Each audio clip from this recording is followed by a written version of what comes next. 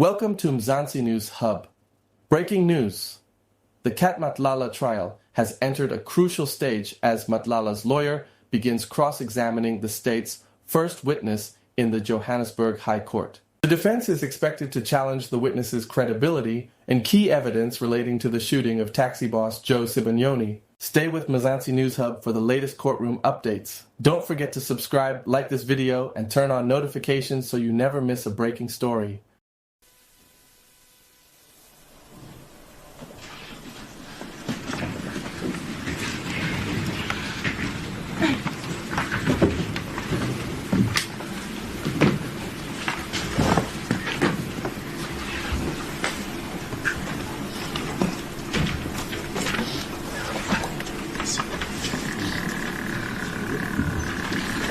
Thank you, my lord.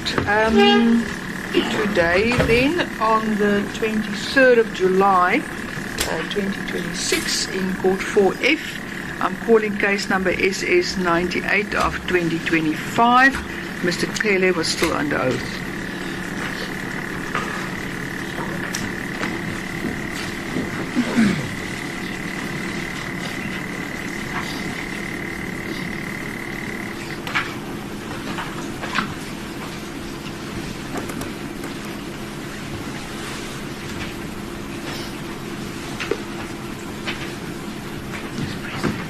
The court just basically records that it's started now at 11:35 as it proceeds with other matters as regards detention and other court proceedings.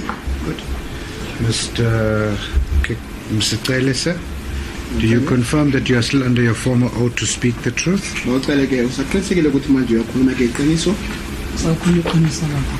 The witness confirmed that my lord is still under oath to tell the truth. Thank you. Thank you, Mr. Crowell. You may continue with your cross-examination, sir. Before we can continue, Sorry? before we can continue, my lord, Yes? things have changed now Yeah? because myself and Mr. Again had to do something Yeah. in the office. But nevertheless, my lord, Miss Monareng is in the area. Oh, Yes, my lord. okay. He will take the post. Is she going to then... Who's taking... HGCA, my lord. Oh, okay. Thank you, my lord. So who's taking over? Miss Monareng is in the area. Okay, welcome. Thank you so much for your assistance and your time that you spent with us. Thank you, my lord. We shall see you again soon. See you soon, my lord. Thank you. Miss me, bye. Bye, Dosi.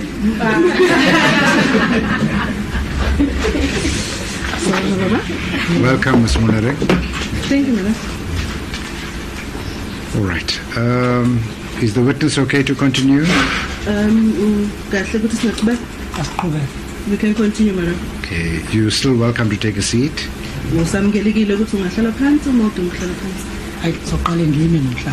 Today I'll stand first. You've got standing orders. That's correct, madam. Okay, good. Thank you, my lord. Thank you, I have Mr. no Courtroom. further questions to this. Okay, a second.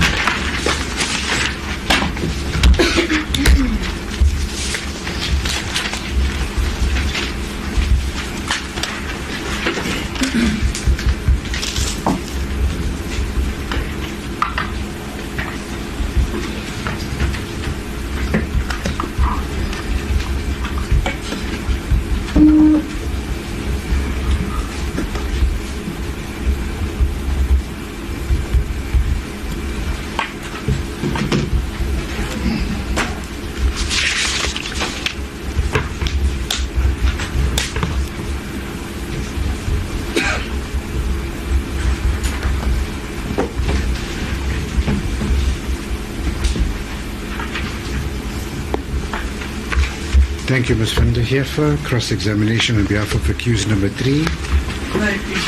Sorry, just before you just proceed with the cross-examination, you will remember yesterday when Mr. Crover was on his feet. At a certain point, you wanted to make a submission to the court on behalf of accused number 3. The court had indicated to you that it was inopportune at that point in time because Mr. Crover was on his feet for accused number 2, Now that you are on your feet for accused number 3, would you like to then just address the court in what you wanted to raise yesterday? My Lord, my submission to your Lordship yesterday was going to be twofold. Firstly, there seems to have been a suggestion made that the defence must disclose any evidence that they intend using in cross-examination to the state ahead of time. That is not only wrong but it's wrong in law. We as defence counsel and attorneys have the right to surprise, and part of that surprise is to confront a witness with evidence that we have in our possession. There's no onus on us to make discovery ahead of time to the state of any material that we intend using in cross-examination. If my learned friend, however, stands by that submission, I would gladly revisit that issue at any stage in time if she provides me with the relevant case law to indicate to me that there is such an onus on the defence. So that was my one submission. My second submission, my Lord, was going to be that there's a vast difference between challenging digital recordings for all the reasons that your Lordship correctly found why we were entitled to challenge it, and when one deals with stills. I think Justice Kriegler said in the Concord, this is not a game where the one gets a leg up this side and the other one does that. Like it was almost, it's struck that in courts very often photographs are adduced.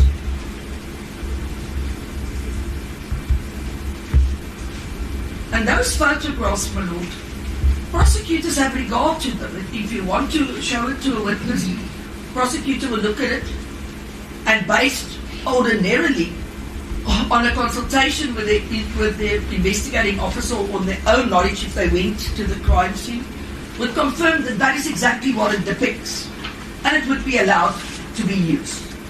We saw yesterday, my Lord, and the reason why I want to stress this point, what happens if there's a tit-for-tat situation? You objected, now I'm going to object. We spend an inordinate amount of time on cross-examination just to get this witness to deal with what the crime scene looked like at the time. And I would really urge everybody concerned that when we deal with issues like that we don't unnecessarily object when you deal with something as simple as a photograph. May I please? Ms. LaRue, would you like to respond? No, I stand by my submissions, and I'll just say that I'm surprised that apparently it's allowed that the state can be ambushed in trial proceedings. It's the first time that I've heard of that. Good.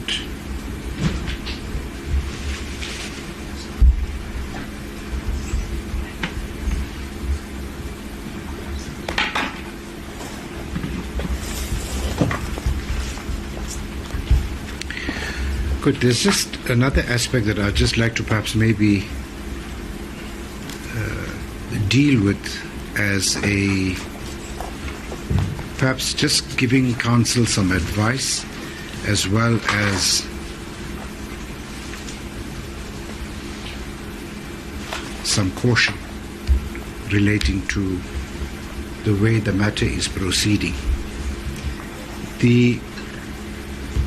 Before I proceed there, am I now understanding, Ms. van der Heever, that you are now covered in relation to that aspect on behalf of accused number 3? Yes, my Lord. As I said at the time, I wanted to address the court on that issue. I thought at the time I am entitled to, in the normal proceedings, that's the way that one would deal with it. But I thank your Lordship for giving me the opportunity at this stage to raise those issues. I think it is important to raise it, and so the Lordship is well aware of what our position is with regard to issues I think like that. I think just so that we have a smooth flow of how matters are proceeding in this court, I believe it important that I share with you the thoughts of this court as to how it should be done. The understanding of this court simply is that Mr. Gissing represents accused number 1. Mr. Grovier represents accused number 2. Ms. van der Heever represents accused number 3 and 4. And Mr. Chauke represents accused number 5. As I understand it, that each of the legal representatives are responsible for running their own case. And when a counsel is on their feet in respect of representing their particular client, this court does not want the waters to be muddied when another counsel who's not involved at that point in time to become involved in making submissions. I will cite 2 examples of it, which I pray that we'll not have a repetition of. One was, I think, on the other day when the witness said something, and I think it was either counsel for accused number 1 or Mr. Grovier was on his feet when counsel for accused number 5 made submissions. You would note that I immediately dealt with the matter with counsel for accused number 5, and I dealt with the matter. Yesterday, the situation was very simple. On any interpretation of court procedure, a counsel who is standing up, for example, now Ms. van der Heever, you are on your feet, you are busy cross-examining for accused number 3. This court is of the view that it is inappropriate for any other counsel on the time when you are on your feet to interject, put their hand up to make submissions on behalf of their client when it is not their turn. Can I perhaps maybe just request the counsel that I will give each and every single one of you a firm and a fair opportunity to be heard and to ventilate any matter that you intend doing at the appropriate time.